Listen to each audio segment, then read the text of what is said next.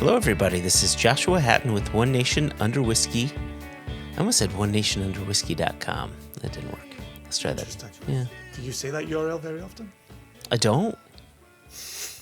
Like, do you ever do that? Do you say, like, hey, visit our website. We're at I guess you would say singlecastnation.com, but you'd never say, like, amazon.com. You'd just say, go to Amazon. Yeah. Yeah.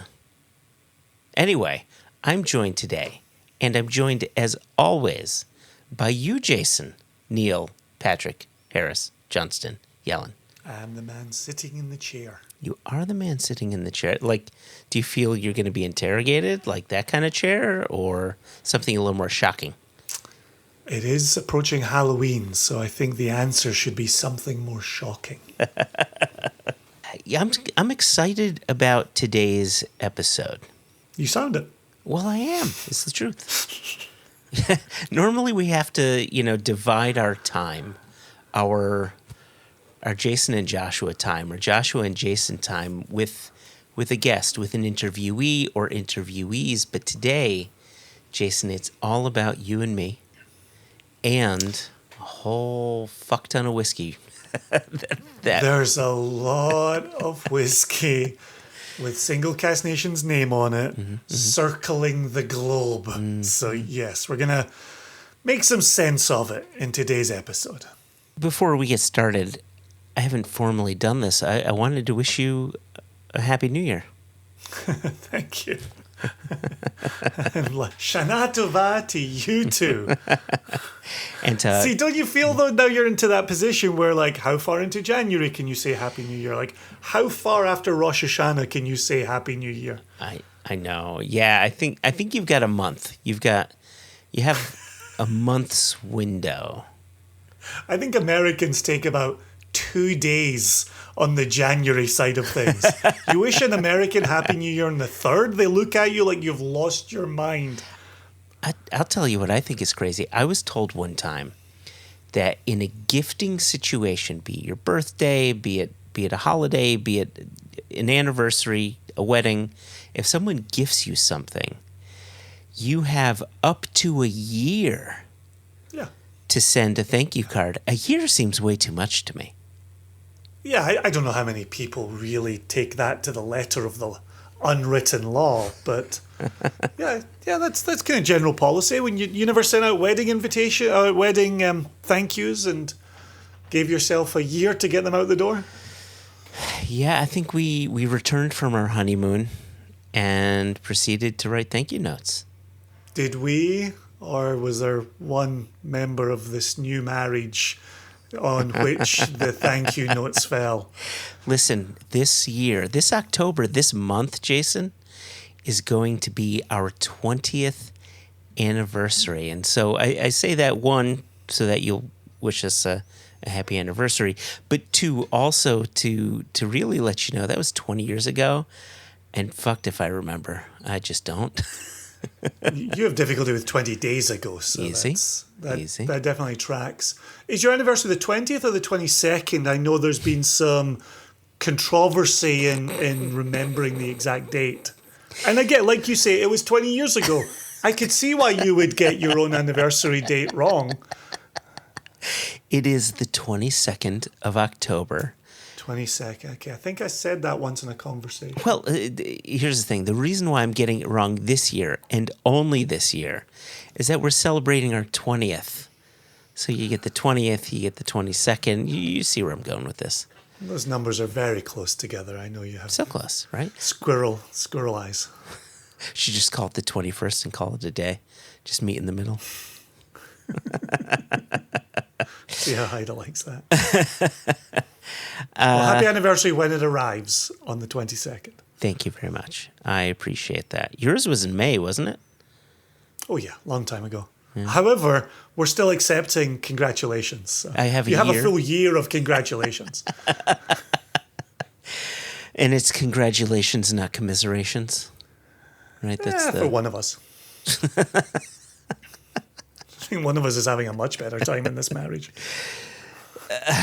So listen, last year, or maybe it was earlier this year, at some point within the past 12-ish months, you and I had decided to mothball our extra It's All About Whiskey. And I thought that this episode would have the perfect title of Extra, It's All About Single Cask Nation. We've got so much news going on that we said we're going to forego an interviewee and just really hyper-focus on the many things going on here in the U.S.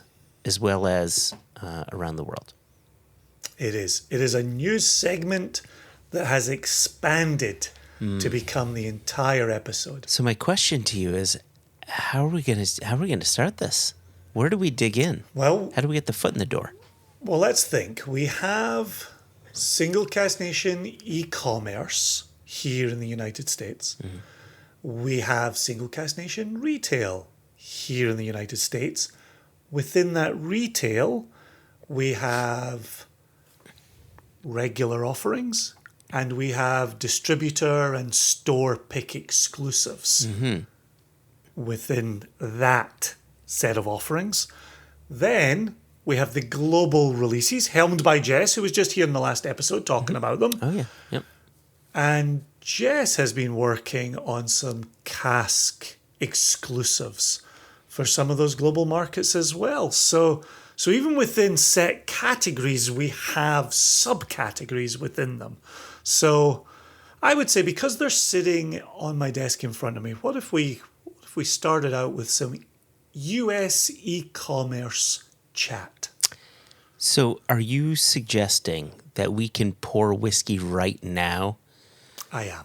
Oh, gosh. Okay, well, I'm in. I mean, I was expecting to open this later, but the fact that we have our Glenmurray 13-year-old matured 8 years in a bourbon cask and 5 years in a first fill Oloroso sherry cask. This is going to be released this month in October 2024. I'm excited to pour this because it's been a while since we've bottled a Glenmurray, and we've had a long-standing relationship with them. So I think it's a good one to lead with. Yeah, very much so. This when you've got very special relationships, there's a tendency to always say, well, this relationship means everything. And I worry that in saying it, you start to downplay some of your other relationships. And that is definitely not the goal here. And so I think when we came out the gate with our launch of Single Cask Nation 2011 and moving Casks in 2012, there was Aaron. That was a direct relationship. There was Kilhoman. That was a direct relationship. There was Ben Riach. That was a direct relationship. Those were the first 3 bottlings that came out the door. In the next offering, there was a Lafroig purchased via broker. There was a Dalmore purchased via broker. And there was a Glenmurray. And that Glenmurray in the second release was our very first relationship Glenmurray with Ian Allen and Graham Cool, when Graham was still distillery manager there. And so as fondly as we think of the early days with Aaron and Kilhoman and Ben Riach, I think as fondly about Glenmurray in those early days as well. And what going to the distillery and tasting cask samples and walking through the distillery with Ian and learning from him and Graham. It was a very, very cool start. A very Graham cool start to what we ended up establishing with Glenmurray and the Nation. Yeah. Internally, we've kind of, even though they are not our first distillery relationship, internally we've been sort of referring to them as sort of our number one distillery, the distillery that we've had a relationship with for a long period of time, but B, the distillery we've bottled the most number of casks from.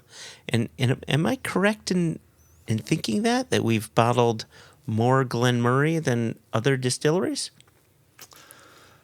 As Single Cask named single casks, Glenmurray, we've certainly done 3, maybe 4. I would say something like a Wild Turkey or a Westland. It probably far outstrips a Glenmurray. That's a good point. I'm thinking of Arran. We've gone through a couple of named single casks with them. Do look out in the future. Today's episode is not to discuss about the future, it's to discuss the present. But always more casks coming from established relationships. Yeah. And Glenmurray is one of those very special relationships. So think about it. We've done 2 ex-bourbon casks from them. Mm-hmm. We've done the bourbon Madeira split maturation from them. We've done the Fino that was purchased from a broker but went in front of Glenmurray for its blessing, for you and I, saying, can we use the name and talk about it? And they said, yep, we trust you. Yep. Go ahead. So that brings us to 4. So that would put this at number 5 from Glenmurray. Oh, that's so interesting. Yeah, no, you bring up a very good point then. We've bottled so much more Wild Turkey, so much more Westland. So I'll tell you, regardless, it's so nice to be returning to Glenmurray. So I definitely want to go over some of the notes that I'm getting on the nose and on the palate here. But I don't want to ignore the other 2 bottlings that we're going to be releasing for our SCN online or our e-commerce platform. But I'm just absolutely taken by the nose. And here's the first thing that I've got to say about this Glenmurray. If you were to put this in front of me blindly,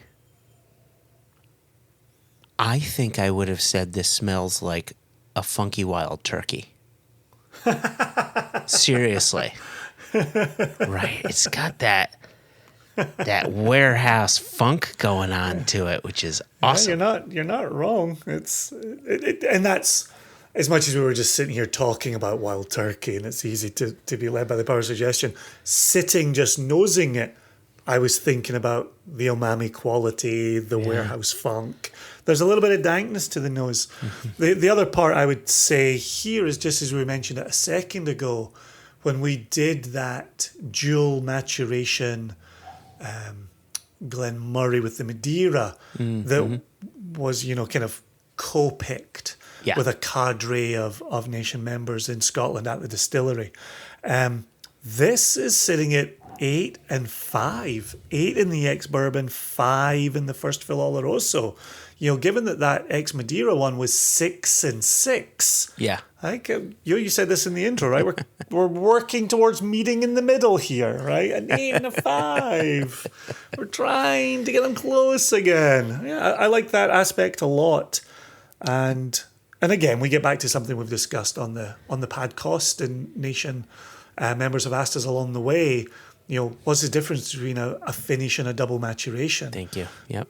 Right, and there's really nothing written down about it. There is a minimum amount of time for a finish, but if you could sit here with 8 years and 5 years, this is a double maturation. Yeah, I don't disagree with it. In fact, I wholeheartedly agree with it. But the other point regarding finishing in general, or moving liquid from one cask to another, there are some out there that are skeptical. Some people downright poo-poo the idea. The fact of the matter is, regardless of the reason for putting liquid from one cask to another, when it comes to us, whatever the final outcome is, so long as it ticks all of the boxes for us, is the nose intriguing? Is it delicious?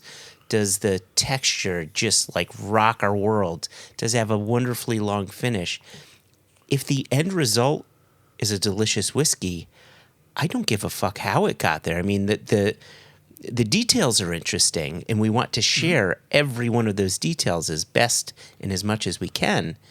But in the end, a good whiskey is a good whiskey, and that's what we've been trying to, educate our nation members and anybody else who will listen to us, since 2011, that good whiskey is good whiskey is good whiskey. Yeah, to my mind, the details are important after the fact. Yeah. When you and I and Jess are selecting casks, we're not being led by the description of them or the wood that's in use. We're instead saying, okay, if that's the wood that it's in, let's have a taste of that. Let's see what that is doing. If you then like it, then you bottle it. Then you can widely share the details of it. Mm-hmm. But the marker is whether it's a good whiskey or not. That's beginning, middle, and end of everything we've been doing for 13 years. Yeah. Yep. And listen, when it comes to Glenmorangie, while we might not have bottled more from them than any other distillery, I think it's fair to say when people think about Single Cask Nation, they quite often talk about the quality of our Glenmorangie selections. And this one is, oh my gosh, it is, again, right out the gate, you get that sort of warehouse funk coming through, but there's one note that we have in our official tasting notes that I love, and it's raspberry compote smeared over warm pancakes. Like that is it. It's so fruity yet warming. I think of the buttery quality coming through on those pancakes. That definitely paints a picture. Yeah. No doubt about it. Yeah. Yeah, I was actually sitting on the nose there and thinking cherry wax lips. Right? Yeah, for sure. It's got that kind of red fruit component. Or even like one of those, not a chocolate covered cherry, like, you know, just chocolate over cherry, but like a cherry cordial, right? Yeah, where you have that syrup going on in there. Absolutely. Man, we used to eat those as kids and imagine we were getting drunk on them. Apparently, it was just the sugar hitting us real hard. Go. Yeah, there you go. A little sugar high. So we have this Glenmorangie sitting in sherry. Just so delicious. Happy to be sitting drinking on this. One that I think is a little out of the norm. You talk about a distillery from whom we've released a few casks. I think Kalila fits in that. A lot of them were named. A lot of them were undisclosed. But yeah, we've loved Kalila for a long time, and we have a 15-year-old sherry cask Kalila coming down the road that is well worth people's time. And then, in our usual tradition, just as we're busy talking about returning to Glenmorangie, returning to Kalila, we're going to put out a distillery we've never released before. Of it. Our very first cask of Tullabarden. Right? This is so... I'm so glad. I'm so glad we are doing this, right? Tullabarden, for those people who don't know, they've had their sort of own bottlings here and there coming in and out of the market. For whatever reason, never really hit with a number of the quote-unquote whiskey geeks, but has always been such a wonderful and solid component to a number of blended whiskeys out there. And Jason, you and I talk about this all the time, right? Like when we talk about, say, Glentalkers or Macduff or Linkwood, you know, the reason why these distilleries exist is they make solid distillate that act as wonderful backbones to some really well done blends. And I think, right? And I think Tullabarden fits within that wheelhouse, but so many people are either, you know, unfamiliar with Tullabarden, or maybe they've had some older ones in the past, and especially whiskey geeks I'm talking here, and hasn't really hit with them. And so as whiskey geeks ourselves, when the sample came across our desk, we went into it being skeptical. And then we poured it. And we said, wait a second, there's a little bit of magic going on here, right? Yeah. Yeah, and in the interest of our usual kind of peek behind the curtain, you and I selected the Tullabarden last November in Glasgow. And here we are, October, launching it in the US. You know, there's that usual turnaround. We've talked about it in the podcast, talked about it in tastings. There's cask selection, then there's cask processing, bottle production, then Yeah. there's importation Yep. and international shipping. It can go from November to October real fast. Really, really fast. Yeah. Real fast. And so that Tullabarden is being released as a 9-year-old in ex-bourbon. I misspoke a moment ago. The Kalila is a 2009 distillate bottled as a 14-year-old from that sherry cask. Yep. And Yep. real tasty treat. That's going to be a really interesting Kalila for us to put out. That'll be the oldest Kalila we've put out. Can I put a finer point on that particular one, and specifically on the cask itself? It's a sherry cask, but it is first fill Spanish oak Oloroso sherry cask. So there's going to be a good whack of sherry going on there. But again, right, something that you and I talk about all the time, ad infinitum, as some may say, ad nauseum, others may say, is that we never want that cask to overtake the distillery character, right? That house style. So that sherry is simply going to complement all of the beautiful aspects of Kalila that you love. Yeah, and just to tie a bow on this October US e-commerce chat, the label for the Glenmurray that we're sitting here sipping says, an absolute cracker from a distillery that remains very dear to us. The fruity Glenmurray spirit shines through the Spanish oak finish to produce an exquisitely balanced dram.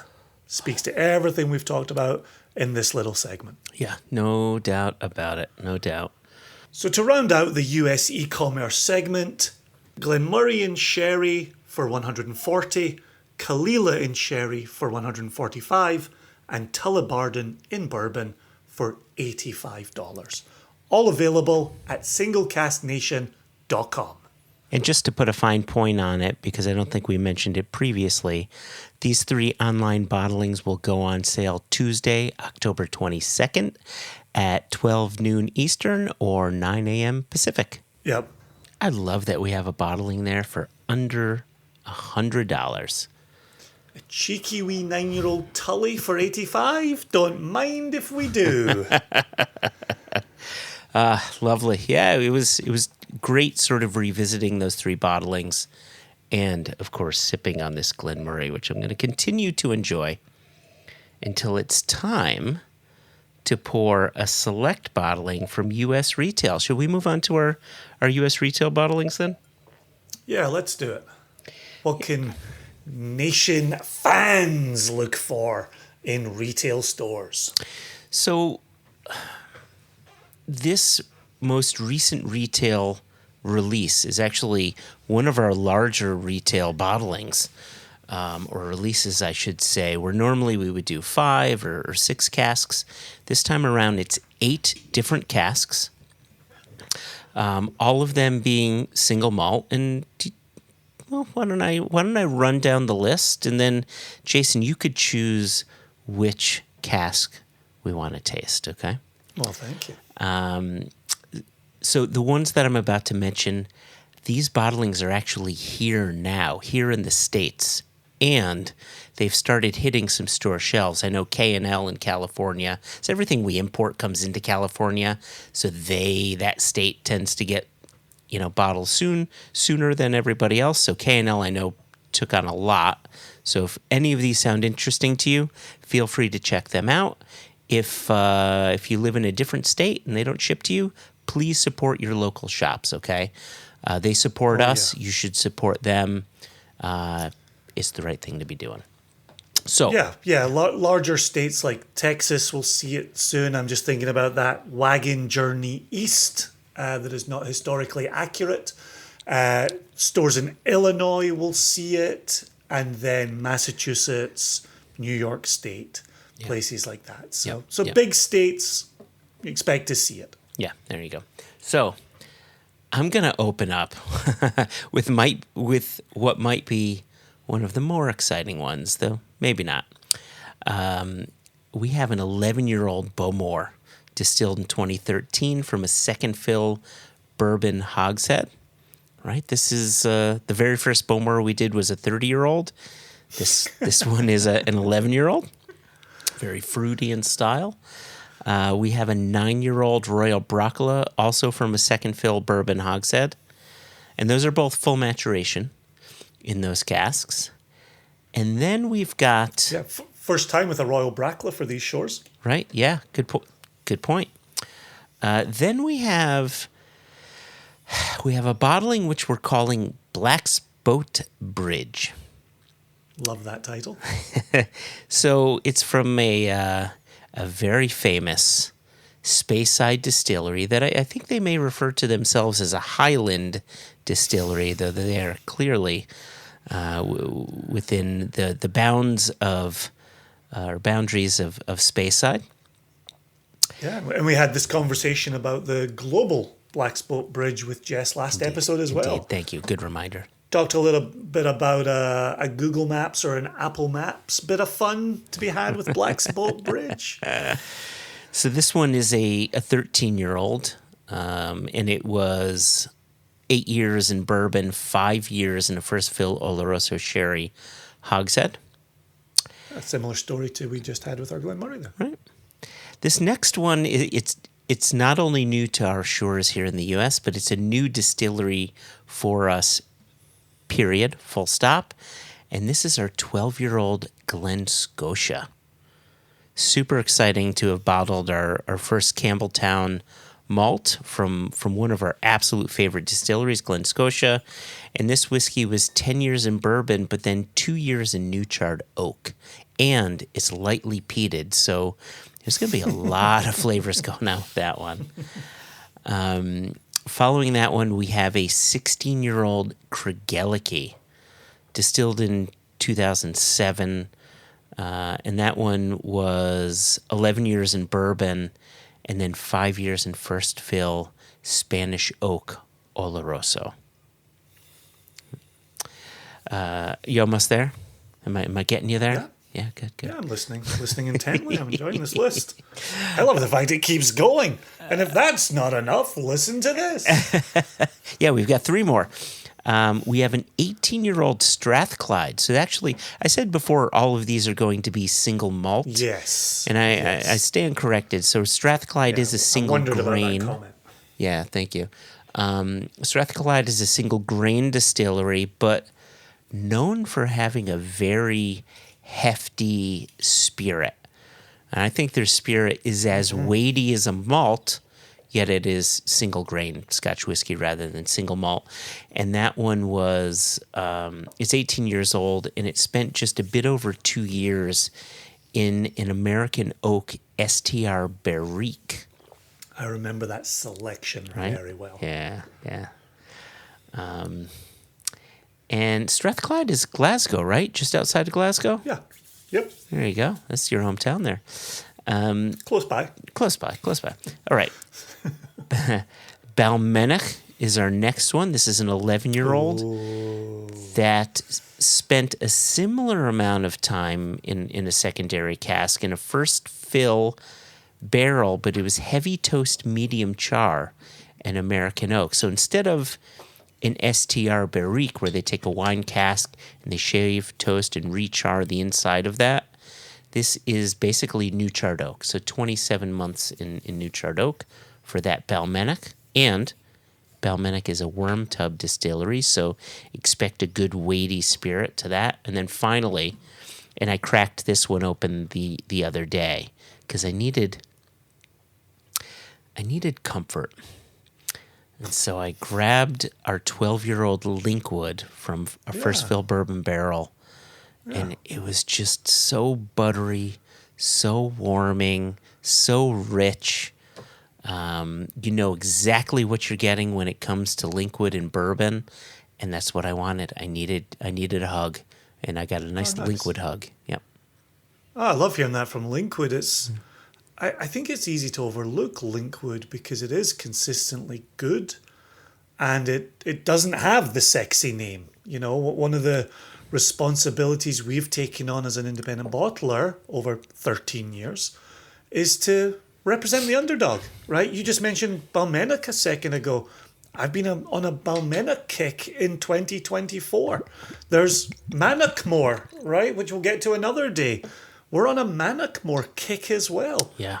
A Yep. Thrusk, Right. right? There's so much of Scotland still to discover, and we take our responsibility very seriously. That it's our job to curate those casks for the nation. Yeah. That's what we want to put in front of the nation. So when you go seeking solace in a Linkwood, that is very cool.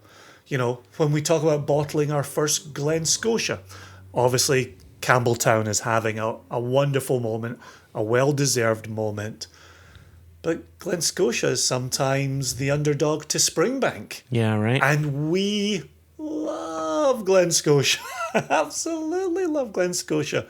Operated by tremendous people, right? We had Ian McAllister on the podcast. Yeah, twice. And Twice now, yeah. He's a mensch of the highest order. Absolutely love that guy to bits. So just like we're saying, Glen Murray, Ian Allen is still with Glen Murray. Hopefully we'll see him in November in Scotland. Like there are such good people working at some of these distilleries. It's worth getting to know them. It's worth getting to know the distilleries. Discovery is what this is all about. So I would like to make a suggestion then. Seeing as we poured Glen Murray as a representation of our online bottlings, and our friend Ian Allen there is our connective tissue between Single Cask Nation and Glen Murray, seeing as we have some connective tissue to Ian McAllister to Glen Scotia, why don't we pour a little bit of Glen Scotia? So the good news is when you opened the floor for me to make a selection and I started planning that while you were talking, Glen Scotia is what I said. Ah, there we go. For the exact same reason, Yeah. right? It's Ian McAllister dram. This was distilled 2012. Ian McAllister was at the distillery at that time. Yeah, I think he came on in 2009 or so, if I'm not mistaken. So this is clearly distillate that would have been made under his watch. And, you know, you and I have had a few conversations with him about this. And listeners who are regular listeners of our podcast may remember it became clear that Glen Scotia really started coming into its own, at least in more modern terms, under the watch of Ian McAllister, right? Yeah, I think Loch Lomond Group were a very good part of that. I think the investment in the distillery was very smart. I think reworking the wood was very smart. You know, clearly when we've spoken to Ian on One Nation Under Whisky, he has waxed lyrical about the bourbon casks that he has explored, and finding bottles of bourbon that he can then, return to in cask form for the maturation of Glen Scotia. And I know that's very near and dear to him. I just turned this label around a little bit to take a peek at the flavometer. The truncated notes are wood smoke, oatcakes, pepper. But what's really got me is how smoky we have it on the flavometer, which I think is a 6, unless my eye. It's an 8. It's an 8. Yeah, it's an 8, and we know this. We know that the distillate that went into this cask is part of Glen Scotia's lightly peated distillate. So they've got 4 different distillates, if memory serves: unpeated, lightly peated, medium peat, and heavy peat. And the fact that this is lightly peated, which were the specifications on the paperwork, yet the peat is really coming through in our experience, I kind of wonder, is that peat being reinforced by the new charred oak? That's what I was wondering. Yeah. Exactly that.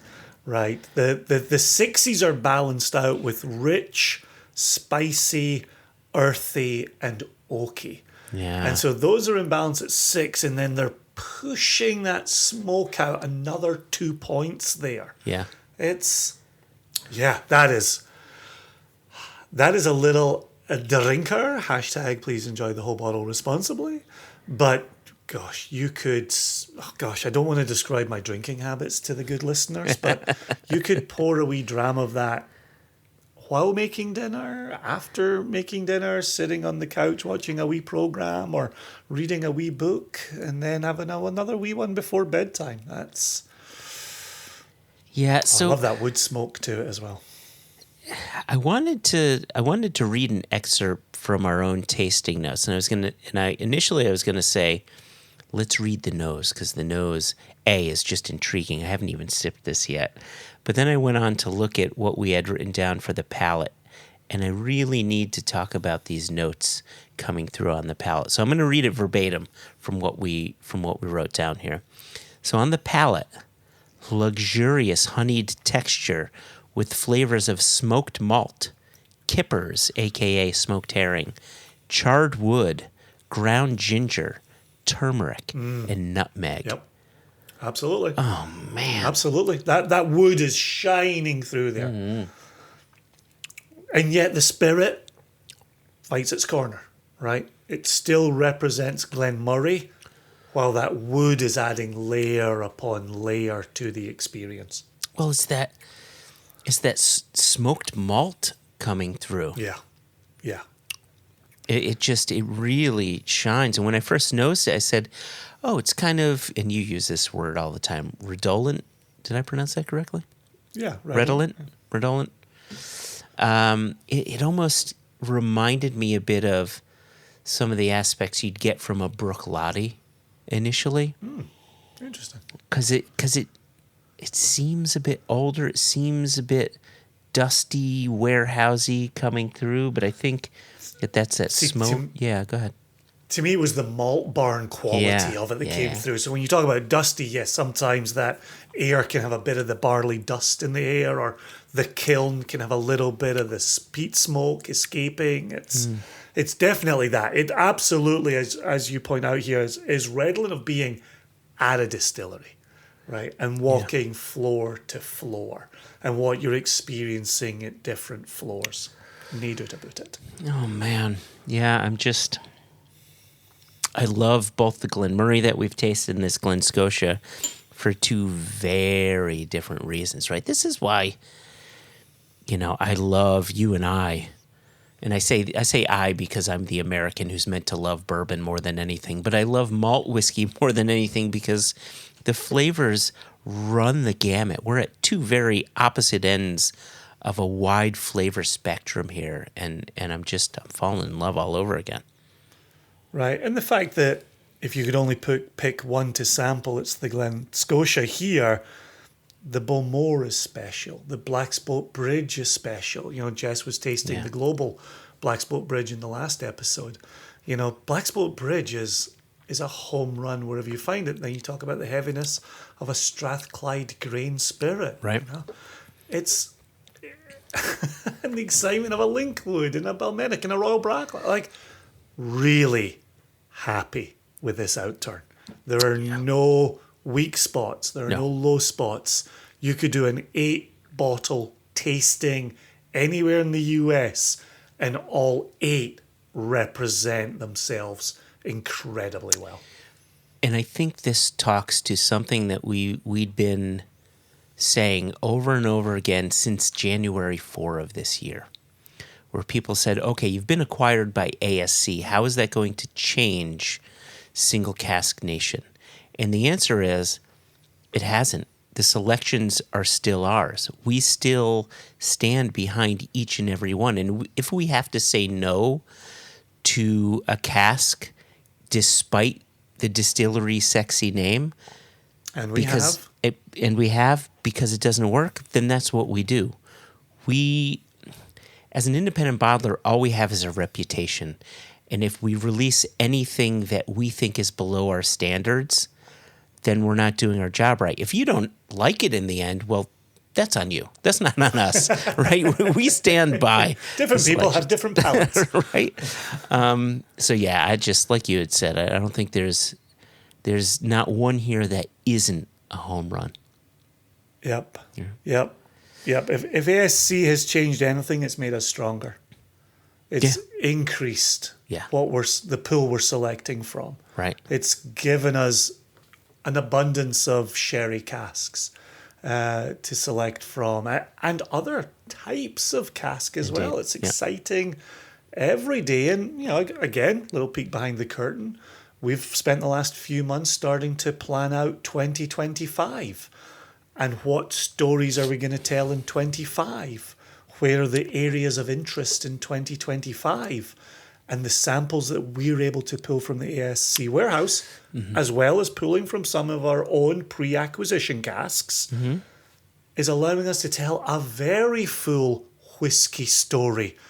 And if you're a fan of the nation, you're a fan of even better casks, even more interesting casks.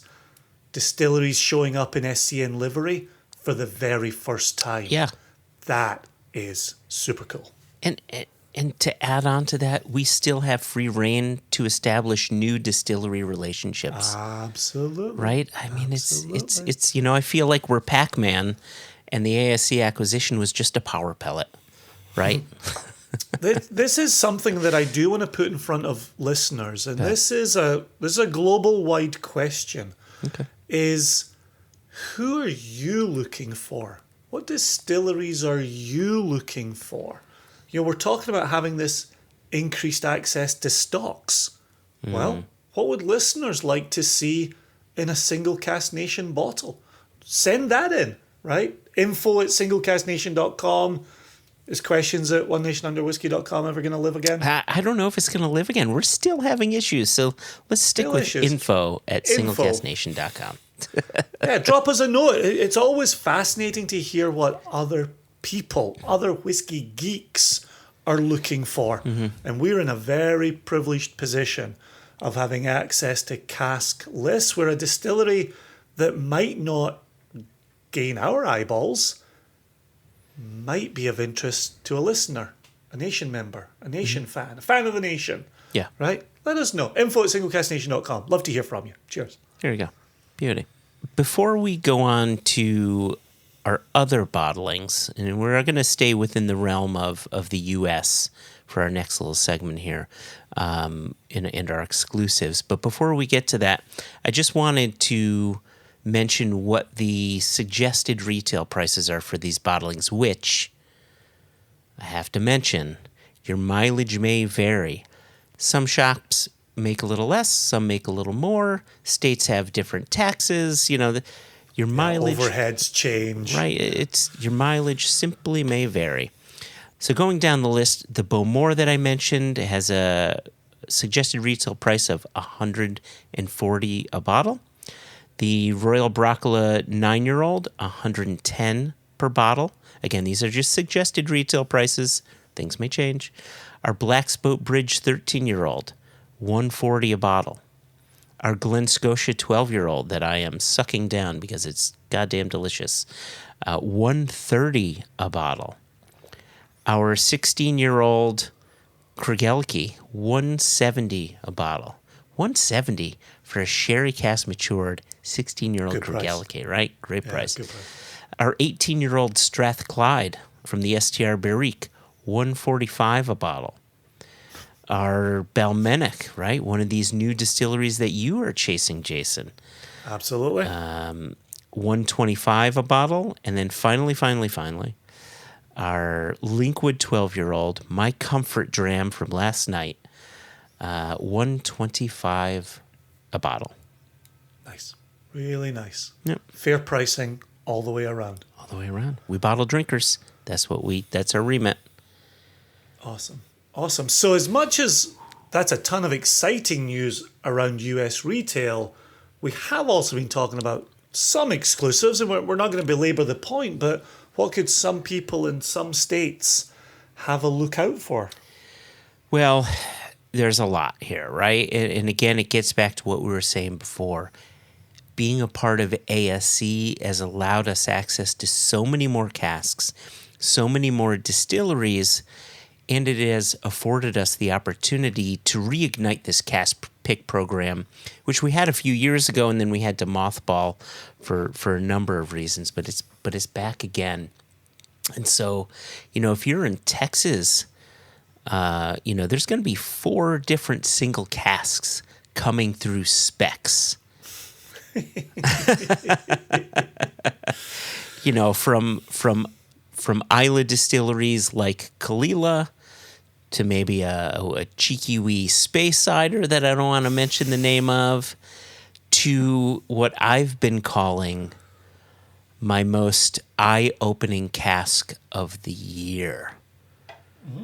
It's the one that if I could have purchased all of the bottles and kept them at my house, I will have, and it's an Altabane, and that is from a second fill of Richard Wine Barrique. Just lovely stuff. Yeah, those are words that don't always move the dial, which is kind of partly what we've been talking about in today's episode. But let the whiskey talk to you, right? Maybe you don't know too much about Altavania, right? Maybe you don't like red wine casks. Trust Single Cask Nation. Trust Jason and Joshua. Trust whoever selected that as an exclusive at Specs. Mm-hmm. It's special liquid in that bottle. Mm-hmm. Yeah, no doubt about it. Let me jump really quickly to Illinois, and we've got some cask exclusives going on there. So our dear friend Gene at Warehouse selected a Black's Boat Bridge, but from bourbon cask, first fill bourbon. Classic Gene, right? Right. Yeah, he's gonna zig when others zag, which I love. I always love that about him. And then our dear friend Brett at Binny's had selected an Auchentoshan and a Glenbergie. Wild. Right? Did Michael Nolan tell him, if you bring in a Glenbergie, I'll buy all the bottles? Like, is that what happened here? I actually told, when I was having the conversation with Brett, and I was thinking of what we should be offering. I said, well, we have to offer the Glenbergie because Michael Nolan lives in Chicago. And I did. I said, I know you've got at least one customer that is going to flip his lid if you bring this in. And he responded. He said, Auchentoshan and Glenbergie are two of my most favorite distilleries. Please send me the samples.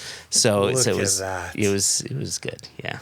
But again, that speaks to the very point we're making today, right? There's Brett, who's around whiskey every hour of every day, right? Being bombarded with offerings. And which two distilleries does he just have there? Glenbergie and Auchentoshan. How many Nation members are walking in the door saying, send us the Glenbergie, send us the Auchentoshan, right? Good whiskey is good whiskey. Yeah. And we need to be more committed to good whiskey and less committed to the super sexy names that helps bottles walk out of a door. What? Yeah. And listen, I'm as guilty as anybody, right? Give me a cheeky wee Highland Park, give me a wee Ardbeg or a wee Bowmore, I'm as guilty as anybody. But there are other distilleries out there well worth tracking down. And that's true in Scotland, it's true outside of Scotland. Yeah. Right? The way we talk about Westland, Westward, VDC, etc., etc. Yep. So we need to remain open-minded. This is important. Yep. Thank you. I will step back off my soapbox. I'm going to highlight Massachusetts and Connecticut just now. So our dear friend, a really dear friend, Jacob from Wise Old Dog, selected a Black's Boat Bridge sherry cask matured that was distilled on his grandma's birthday. Hey-o. I mean, it's not as old as his grandma is. Let's just be clear. 1920. No, that's no disparaging comments here. Right? So that's going to be coming to Connecticut. I mean, these bottlings that we're talking about right now are here in the States. Yeah. They're just making their way over to these shops. Yep. So hopefully you've got your pen and pad, right? And then we've got... in Massachusetts, we have a bottling of Fettercairn, an 11-year-old that is going to be... We basically bottled this for the independent shops of Massachusetts, right? So your Julios and your Norfolks and your Four Seasons, right?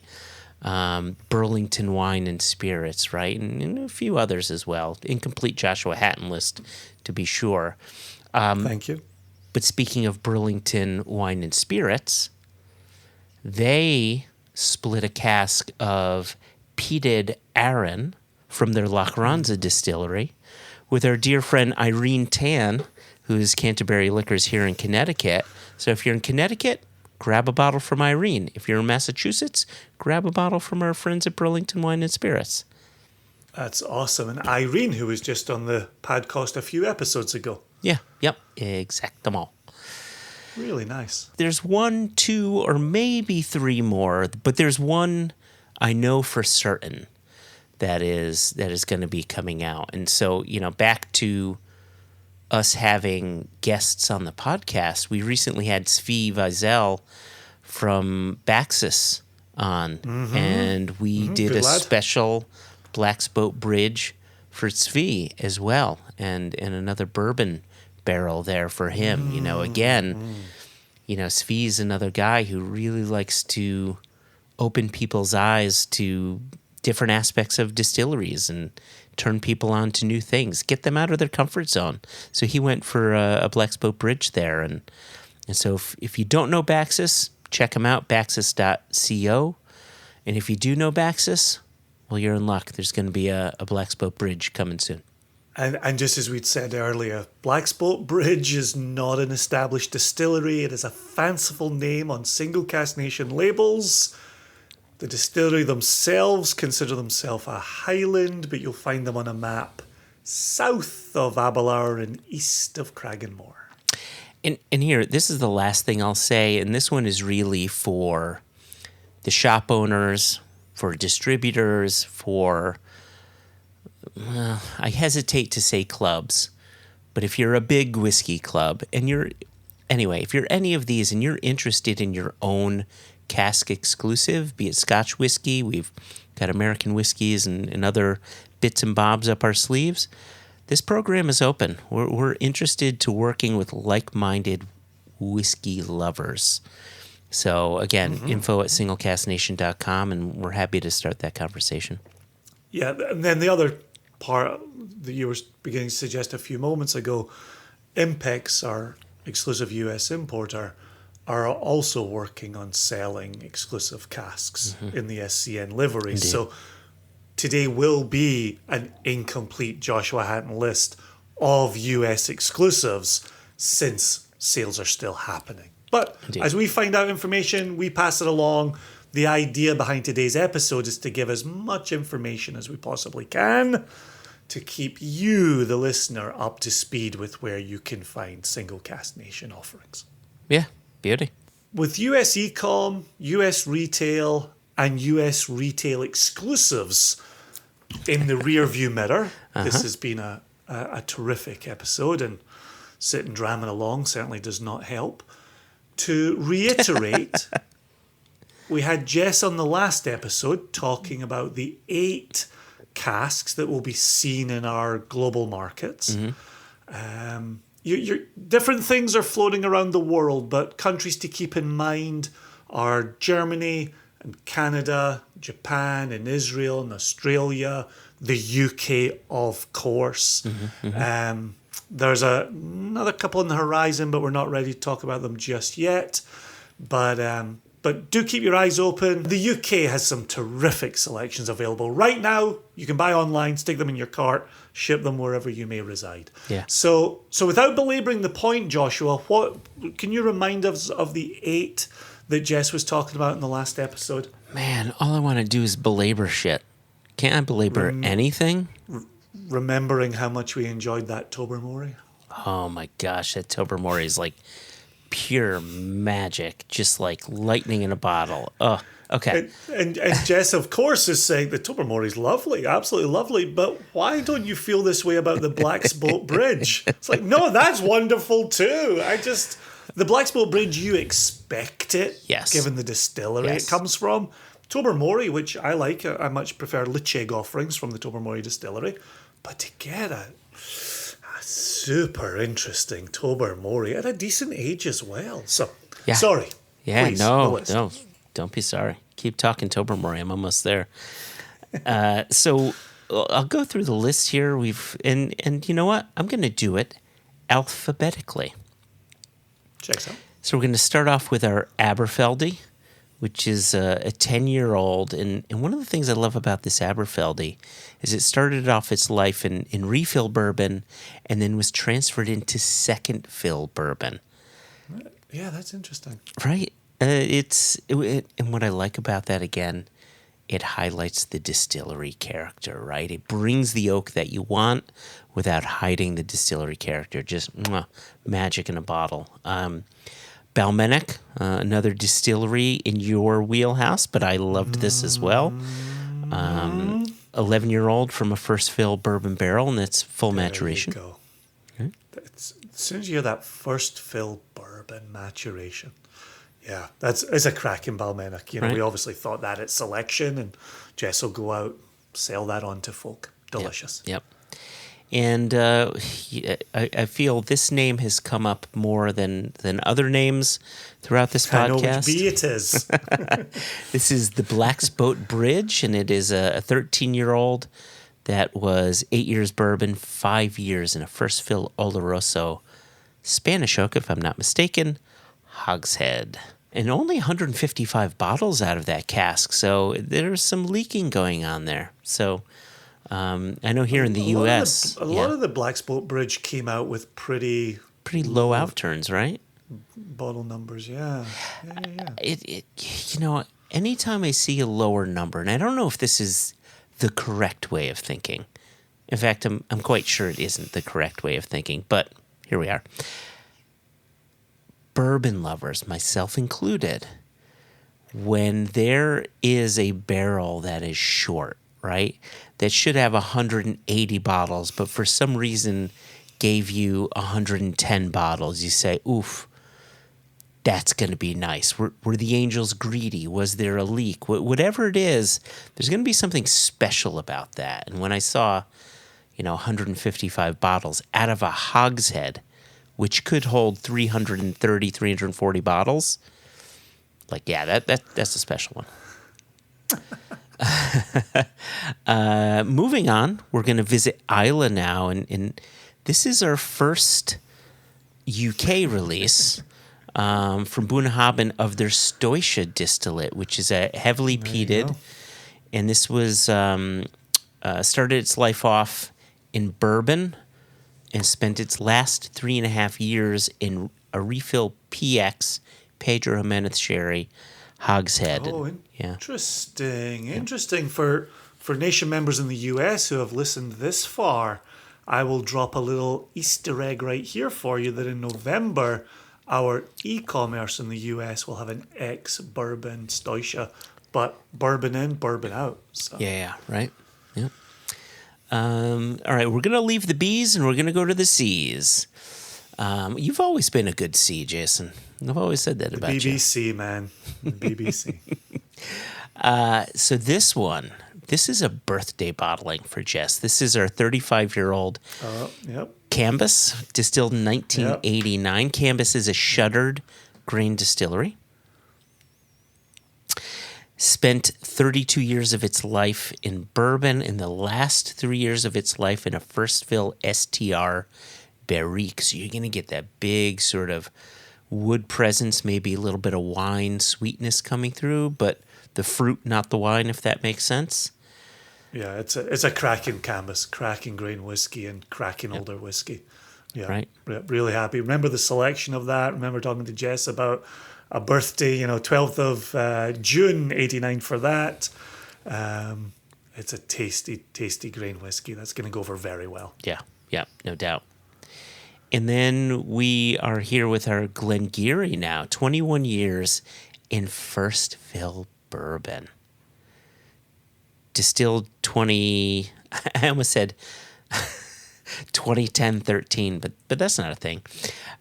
Distilled in 2003, bottled in 2024 as a 21-year-old. Beautiful. Glengarry, man. Jess had a 9-year-old Glengarry in fresh bourbon for her global markets.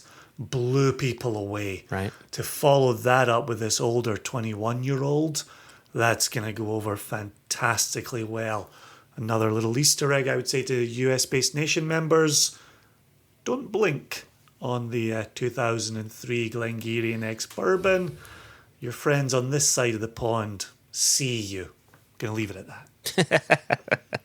So there's two more on my list, but I know there's one that you want to bring in at the end. So let me read these, and then I'll let you go. Now we're in the G's. Oh, gosh. No, it's not gosh. Where were in the G's with the Glengarries? Oh, shit. We remain in the G's. We remain in the Glens. How's that? This is a 10-year-old Glenmurray. And remember, earlier in the episode, we were talking about the 13-year-old that came to the U.S. that was 8 years bourbon, 5 years sherry. I do remember that. This one is a 10-year-old that was 4 years bourbon, 6 years second fill, PX, Pedro Jimenez, hogshead. That is Single Cask Nation right there, my friend. Gosh, we talked 6 and 6 bourbon and Madeira. We talked 8 and 5 bourbon and sherry. And now give me that one again. 4 and 8? 4 and 6. 4 and 6. 4 and 6. Rocking, man. Rocking. Right? Yeah. So cool. And another one that just, you know our love of Glenmurray. You and I, of course, know it. Our listeners hopefully know it. You got to get these bottles and open them up and see what we're talking about. Glenmurray is so often and unfortunately an overlooked distillery, but their spirit absolutely shines. They're starting to bottle more at 46.2, 46.3% alcohol. Their own bottlings to really lift up the spirit. They're so worth checking out. Discover them through us first. Continue discovering them through us, but check them out too. We really hope that if you don't know them or are not familiar with them, that a bottle from us is your foot in that Glenmurray door. Oh yeah, we're going to continue to champion Glenmurray. We believe in them wholeheartedly. Yep. Glenmurray single cask at cask strength. Brilliant. Right. And then finally, Jason, are you ready? Have you girded your loins? They are girded. I couldn't gird them any more than they're currently girded. We have reached the end of my list, which is our 16-year-old Tobermory that was 13 years in bourbon, but then 3 years in a refill French oak barrique. And listen, I just really quickly, can I read these tasting notes for the Tobermory? Go crazy. No, first off, color. Yellow topaz, and I think we mentioned the color in our episode with Jess, right? Jess, couldn't have been happier. Nose, breakfast in a glass, warm porridge with sliced bananas and cream, ripe honeydew and cantaloupe melons, dried apricots, fruit pastilles. Is that how you pronounce that? Pastilles? That note is yours, I know for sure. Anyway, fruit pastilles. Fruit pastils? Pastils? Pastilles with a grounding earthiness, toasted sandalwood and burning leaves. Palate, redolent of the coast. Redolent of the coast with wet sand dunes, marram grass. And I remember us mentioning that in our episode with Jess. And a hint of salt in the air, but note too the fresh soaked barley, dry hay, yellow rhubarb, and gentle vanilla sponge sweetness. Finally, the finish. Long and lingering saltiness, barley sugar, and a beguiling minerality. There you go. As you read those notes out loud, I remember tasting exactly those notes in that Tobermory. Mm-hmm. Those are such a perfect representation of that single cask. Really, 100%. Really wonderful. Yeah, and it's one of those casks that helped change my own mind. Like you, I tend to prefer Lechig over Tobermory. So Tobermory Distillery's peated spirit over their unpeated spirit. But having tasted this single cask tells me there's so much more to explore, that we can't just rest on our laurels. If we're an independent bottler that's meant to seek out flavor and share flavor, we've got to continue seeking out distillate styles that haven't clicked with us previously. Absolutely. And then we need to trust that the nation will trust us Yeah. when we put something in front of them that isn't an automatic home run, right? Like, I still get asked about bottling Jura, and I tell people to this day we continue to search for it. If you see a Jura in Single Cask Nation livery, you know it's going to be one of the best damn Juras you've ever tasted. So, And we keep searching. so you've had this one in your back pocket. A cask exclusive for a UK retailer? Exactly, yeah. In 2024, Jess managed to break ground with the Whiskey Shop in the UK. And so they have committed to a Macduff, distilled in 2008, bottled as a 16-year-old at 56.8% alcohol from a first fill American oak Oloroso hogshead.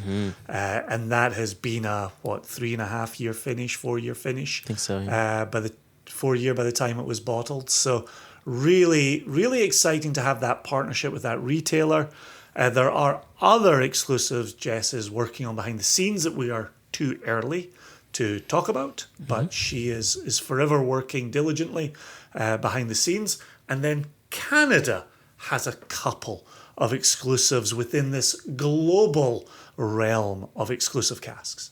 They do. So the first one that I want to mention here is one that gets us back to what our dear friend James Saxon of Compass Box likes to refer to as the Single Cask Nation cinematic universe. That's it. And so that one, is actually an 8-year-old Kalila, and this was bottled for Kensington Wine Market. People around the world have to know Kensington, right?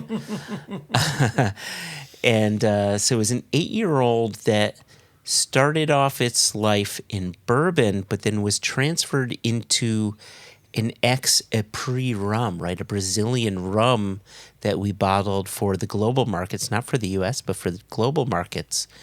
So Kalila in refill bourbon, then into a second fill, or refill, I should say, rum barrel. And it's doing all the Kalila-y things you want it to do with some of that Brazilian rum funk and that sort of balsam and fir kind of Christmas wreath note coming through. It's just a wild, wild Kalila. Yeah, one of the things with that cask is the rum never runs away with the show. The rum presents complementary flavor profiles with the Kalila always in mind. And I think it's sometimes easy with a rum cask finish to feel like you're almost drinking a rum-forward cocktail. Yeah. And this one remains Kalila with some rum Apres Brazilian highlights. And really proud of it. Really glad Andrew brought that in as an exclusive for himself. I think that's going to go really well for customers of Kensington in Calgary. Yeah, for sure. And then the final one, again, this is for Canada, and this is for the Edmonton Scotch Club. And awesome. Yeah.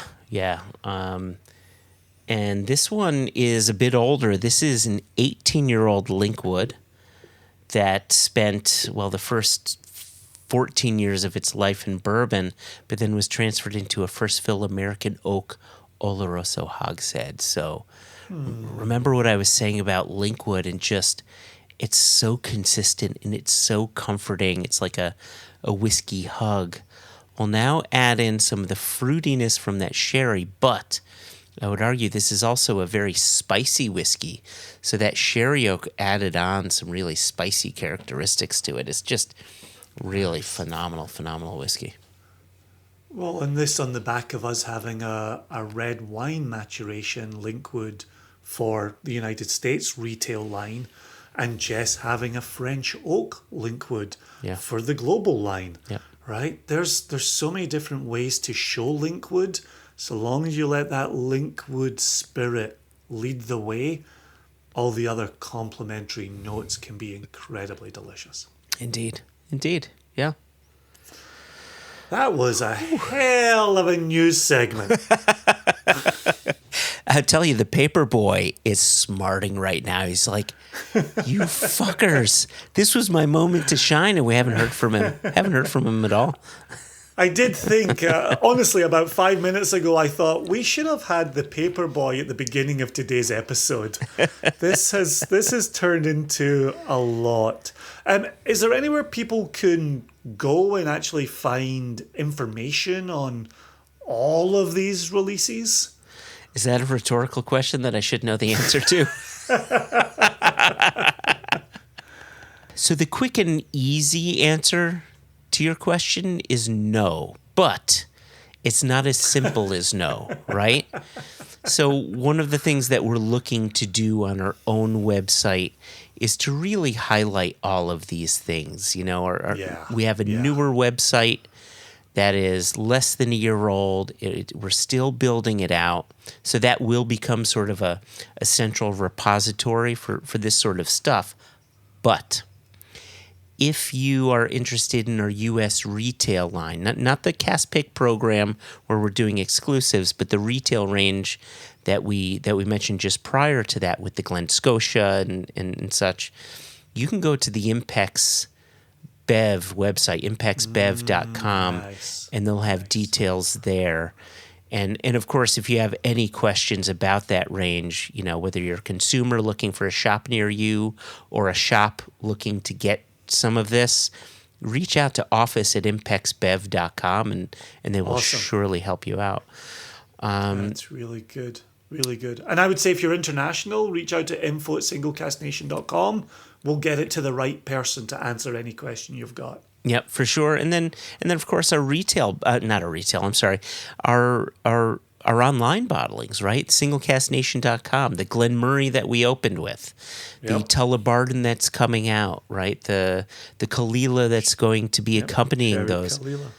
Those are going to go live on October 22nd. So you'll get more details there as well when they do come out. Yep. And the thing I would always say, just maybe last comment on that retail side of things, wherever you are in the world, always ask your local retailer, what Single Cask Nation can we get into this shop? You know, empower the consumer. Be an empowered consumer. Yeah. Like, can we get Single Cask Nation? I've heard so much about it. I listened to an amazing podcast that spent an hour and a half telling me the Single Cask Nation news. Can I get Single Cask Nation? So, as a consumer, empower yourself as well. There you go. There you go. You can't get what you want if you don't ask for it. There you go. Right. Bring a little bit of America around the world. Don't be passive. Don't be British. You got to just get a little American in you. That could be taken away. So Jason, Could be taken the wrong way. or the right way. So thank you as always. Spending time with you, talking about, here we are, year 13 going on year 14, and this has been the biggest year for us when it comes to releasing whiskeys, and what a journey it's been. So I thank you for being the best business partner one can ask for in growing this dream of ours. And so I raise my glass to you. I raise my glass, and I know you join me in this, to our importers, our distributors, to our nation members, to our listeners that maybe if you're not a nation member, you'll become a nation member. We raise our glass to you. We do this because you're there for us, and we couldn't do it without you. So. Yeah, well, and I would add to Jess and to Steve, the team in Glasgow, who have worked their tail off this year, putting almost 100 casks into bottle for us. And we came on the scene January 4. So to them as well, right? It takes an entire village, and we have an incredibly supportive structure within SCN, within ASC, and across the global nation. Cheers to you all, and cheers to you, Joshua. Cheers. Bye.